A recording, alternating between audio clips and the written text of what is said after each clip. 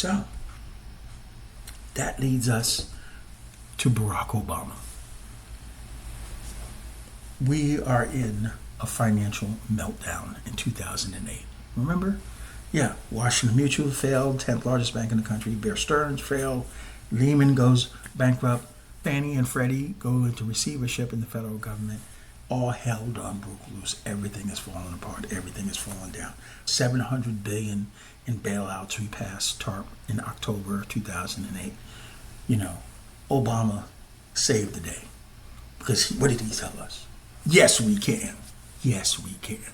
Despite the fact that the world seems to be coming to an end, yes, we can.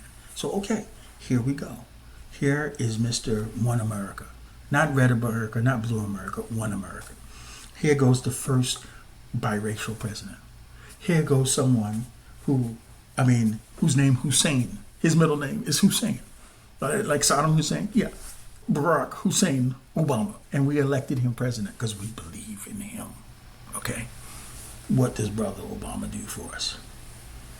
Well, first and foremost, when you look at the coalition he put together the disenfranchised middle class and working class. He's one of us. He didn't come out of a silver spoon in his mouth. He's biracial. He comes from the neighborhood. He's us. And he's speaking about yes, we can. College graduates. Obama, if he's nothing, he's professorial. So articulate. So well-spoken. Okay. So he spoke to the college-educated voters in the Democratic coalition and in the independent coalition. He was all in with the tech bros because he's brilliant and they're brilliant and they recognize each other. Oh yeah, let me just tip you off. Elon was funding Obama. I just saying, check it out. Okay. And very discreetly, Wall Street. Wall Street was very happy about Obama. And by the way, delivered by Bill Clinton. Because that was the net effect of what Bill Clinton did in the 90s. He turned the Democratic Party from the party of labor to the party of Wall Street. Because let us not forget, he's the one who unshackled Wall Street. He's the one who ended the New Deal.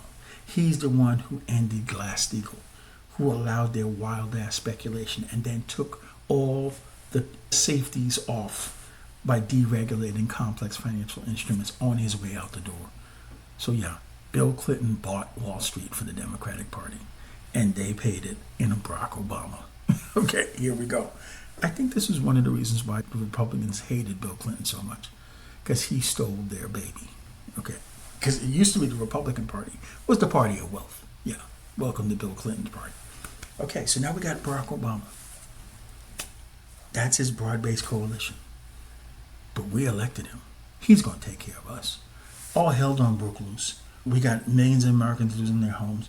Pensioners lost almost $1 trillion investing in this Wall Street BS, this misrated, AAA rated mortgage-backed securities that turned out to be junk bonds. Yeah, it cost the pension funds almost $1 trillion in the United States. Okay, so we know our man is going to come take care of us. I'm just saying, right? You know it too. Okay, what does he do? First and foremost, he did vote for the bailout. He voted for TARP. Yeah, John McCain voted for TARP too. They're all in on this. Okay. But now that he's elected and now he's sworn in, it's January 20th, 2009. Okay, here we go. He's coming to save us. First thing he does, besides for Lehman Brothers going bankrupt in September, remember AIG, the largest insurance company in the world, went belly up. They filed bankruptcy also. Oh my God, how is that possible? They can't go bankrupt. You talk about too big to fail. If they fail, we got construction projects around the globe frozen. Their global economy is going down. No, we can't. So since we're writing big checks, $180 billion to take over AIG and make them solvent. No, you got too much stuff going on. Okay. We don't even have to get into why they went bankrupt. Well, I guess we have to a certain extent. But here's the thing. So Obama is the president. We already stabilized AIG. $180 billion are our taxpayer dollars. And this seems to be an issue because AIG is in bankruptcy now, right? Receivership. We own them because we paid this $180 billion as U.S. taxpayers, the federal government. Obama, our man. Well, what made AIG go bankrupt is that the investment banks had taken out credit default swaps. Remember I talked about them on the mortgage-backed securities that were rated AAA. So let's understand that for a second. A AAA rated security up unto the financial crash had never defaulted. Ever. That's what makes it AAA. I mean, the U.S. Treasury. Yeah. So the idea that 6-7 years ago, investment banks were paying millions of dollars in a premium in the event that the AAA rated mortgage-backed security would fail will tell you that they didn't believe it was AAA risk. Now, AIG must have felt, they must be crazy. I don't know why you want us to write insurance on something that's rated AAA, but if you do, we'll take your money. But AIG was smart enough to say, but we're not going to price it like it's a risk that's never going to happen, right? We're going to make some money on it. And so they made some money on it. But the problem was those AAA securities, they went bust. And this is what killed Lehman Brothers. Lehman Brothers did not have credit default swaps against the mortgage-backed securities that bankrupted their company. They did not. And that's why they went down. For the banks that did, that should have been the signal of who knew the AAA rated securities was bullshit, right? It doesn't take a rocket science to figure that one out. Well, we have the list of the banks who knew years before that the AAA rating was bullshit because they're the ones who hold the credit default swaps that made AIG go bankrupt. So now Barack Obama takes office in January 20th, 2009, and those banks, Goldman Sachs, Deutsche Bank, for example, just to name a couple, had massive claims against AIG. Now, if you know anything about bankruptcy law, in a bankruptcy, the creditors take a shave. They just do, because there's not enough money. So the bankruptcy judge is negotiating what kind of shave, well, how much we liquidate all the assets, and then based on how much money we raise, we go to the creditors and we spread it out amongst the creditors based on their claims, and they're going to take some sort of shave, just what it is. Okay. Well, we are the taxpayer, and we paid the $180 billion. So, what kind of shave do you think Obama and Timothy Geithner, his Treasury Secretary, negotiated for the Wall Street banks who caused AIG to go bankrupt? Okay. The Wall Street banks that we could see knew years ago, because all these contracts are dated, knew years ago that the AAA rating was bullshit, enough to where they paid, and we can see what they paid, millions of dollars in premiums so that they can get, Goldman Sachs was due like $15 billion. Yeah, okay. So,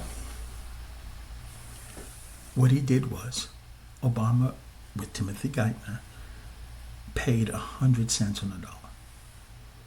They got their full contract covered. Out of bankruptcy, out of our bailout. Those investment banks whose bullshit mortgage-backed securities bankrupt the global economy, caused 8 million foreclosures in the United States. Yeah. Cost our pension funds almost $1 trillion because they invested in that. Brought Fannie and Freddie into receivership because they invested in the AAA rated securities. Yeah. Those banks who knew it was bullshit got 100 cents on the dollar. And Obama said, yeah, we're going to honor it 100%. Now, I know when we elected him, we thought, okay, he's going to help the pensions. There's some pensioners lost 2/3 of their payments, right? Because of how much the pension fund lost buying those bullshit mortgage-backed securities that were rated AAA. No bailout for the pensioners. How about the homeowners? I mean, the predatory mortgages that fed into those bundled mortgage-backed securities. Yeah, those were the ones that caused people to foreclose when they couldn't refinance out. Yeah, and then the interest rate adjusted to some crazy, ridiculous nonsense, and that caused them to foreclose. Yeah. This is the generation of the first interest-adjusted led foreclosures in U.S. history. That's another podcast. My point being, Wall Street caused all of this. So, our man, Obama, yes we can. Is he going to help us in our houses because of what they did? No. The HAMP program, the mortgage modification program that they came up with, a complete abject failure. 1/3 of the people who received a modification defaulted again because the modifications were inadequate. Hardly anyone was made whole because of the HAMP mortgage modification program, right? And internal documents suggested that the program wasn't designed to help us, the homeowners. The program was designed to put foam on the runway. In other words, ease the crash of the banks. Yeah. I got a quote here from Neil Barofsky. He was the TARP Special Inspector General for the $700 billion TARP funds that bailed out the banks. He wrote a book called Bailout. And this is his quote. The Obama administration had fundamentally abandoned Main Street while rescuing Wall Street. And the documented internal statements confirmed it was a deliberate policy choice. Yeah. Yes, we can. Yeah. Unbelievable. These series of choices, the net effect of these choices. I mean, again, first biracial president. How did black people do? Black wealth collapsed under Obama, unlike any time in U.S. history. Black median family wealth had dropped to $1,700 by 2013 from $10,700 in 2007. Why? Because most of black family wealth was in their homes and they got destroyed. And Obama did nothing to protect homeowners. He had an opportunity to fix health insurance in the United States, something working people desperately needed because our employers have gutted employer-based health insurance. It's crap. It's shitty.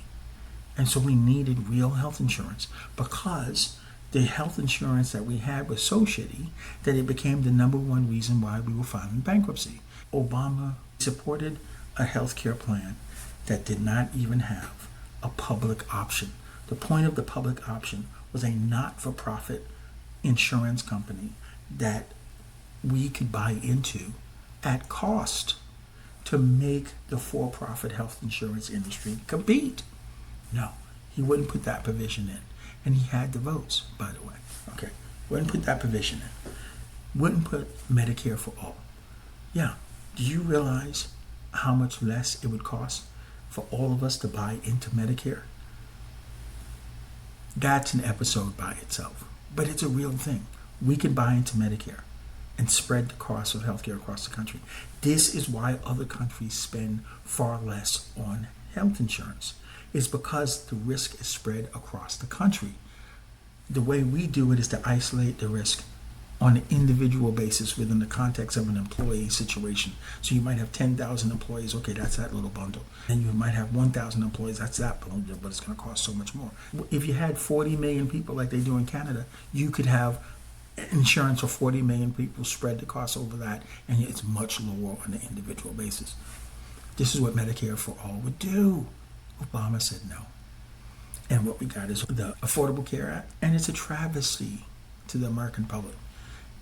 If you have an Affordable Care Act health insurance policy and your experience is good, put it in the comments. But the national data, complete travesty.